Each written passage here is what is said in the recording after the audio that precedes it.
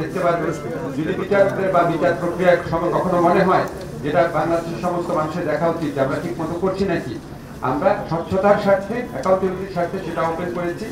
সংগঠনের ক্ষেত্রে আপনারা জানেন যে বিগত সরকারের আমলেই এই আইনের সংশোধন করে সংগঠনেরও বিচার করা যাবে বলেছিল।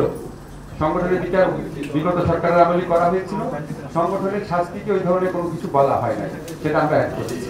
আপনারা এই সমস্ত সংশোধনীর ব্যাপার ছাড়াও যদি কারো মনে হয় আরো কোনো নতুন সংশোধনী প্রয়োজন, আপনারা বলবেন। এটা একদম প্রাইমারি ড্রাফট, আমরা অংশীদারের মতামত নেওয়ার জন্য এটা আয়োজন করেছি।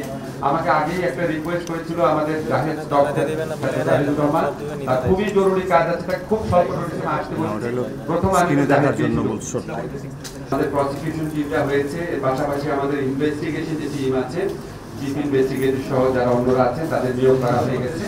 এখন আমাদের জন্য খুব গুরুত্বপূর্ণ চ্যালেঞ্জ হচ্ছে এটা আপনার কোর্টটা কনস্টিটিউট করা, রিকনস্টিটিউট করা, কারণ এখানে এখন নাই কোনো বিচারক, এবং এটা আমাদের পরবর্তী লক্ষ্য। বা একই সাথে সাথে আমরা যে আইনগত সংস্কার আছে এই সংস্কারের আলোচনা এখানে থেমে থাকবে না। আমরা আপনাদের এখানে যারা এক্সপার্ট আছে, আমরা মোটামুটি জানি এই বিষয়ে কাজের এক্সপার্টিস আছে, সবার কাছে আমরা পাঠাবো, সবার মতামত নিব।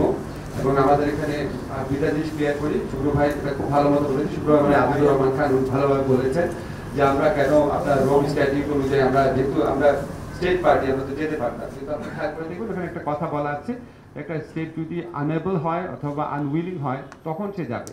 এখন আমরা তো মানে আমরা মনে করি আমাদের সক্ষমতা আছে বিচার করার। এটা প্রথমে আমরা যদি বলি সক্ষমতা নাই তাহলে আমার বিচার বিভাগকে ছোট করা হয়, আর আনউইলিং এর তো প্রশ্নই আসে না।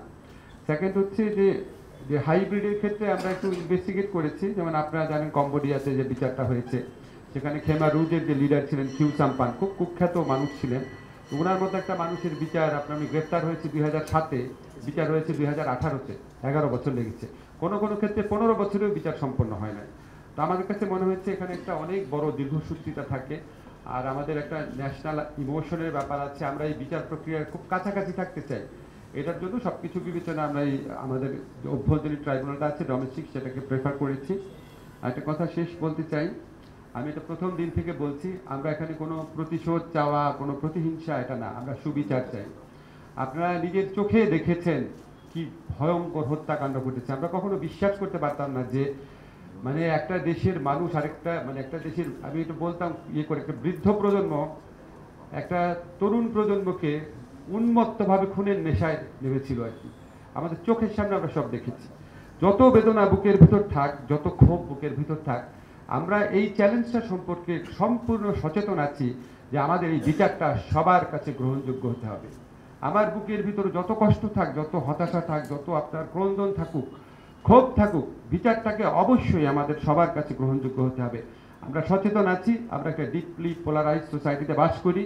আমরা সচেতন আছি এই দেশে বিচারের নামে কী ধরনের অবিচার হয়েছে অতীতে, আমরা সব কিছুই জানি, এবং এই জন্য আমরা সচেতন আছি যে এটার প্রতিফলন আপনারা আমাদের বিচার কার্যের মধ্যে দিয়ে দেখবেন।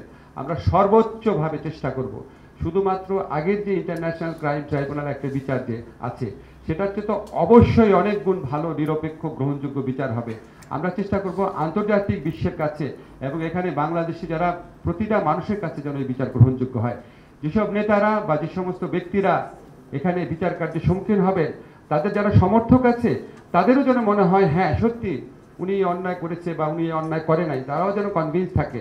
আমরা এই সমাজে আর ক্ষত চাই না, বিভাজন চাই না। আমরা বিচারের মধ্যে দিয়ে একটা রিকনসিলিয়েশন প্রসেসে শুরু করতে চাই, যে সবাই যেন একমত হয় এই বিচারটা যেটা হয়েছে, এটা বিচারে যে শাস্তি পেয়েছে যদি পায় এটা অবশ্যই তার প্রাপ্য ছিল। এই ধরনের একটা শ্রেষ্ঠ মাত্রায়, সর্বোচ্চ শ্রেষ্ঠ মাত্রায় বিচার প্রতিষ্ঠা করার প্রত্যয় নিয়ে আমরা এগিয়ে যাব। আপনাদের সাথে মাঝে মাঝে কনসালটেশন করব। আমাদের যখন যা গাইডেন্স দেওয়া দরকার দিবেন, আমাদের ওপেন একটা আমরা একটা গুগল একটা অ্যাড্রেসও খুলবো, যখন যা দরকার পরামর্শ দিবেন।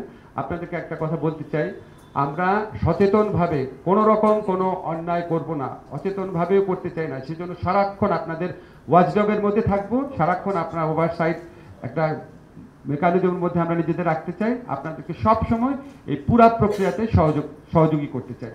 আপনাদের সবাইকে আবারও ধন্যবাদ জানিয়ে, অভিনন্দন জানিয়ে আজকের অনুষ্ঠানটা শেষ করছি। ধন্যবাদ।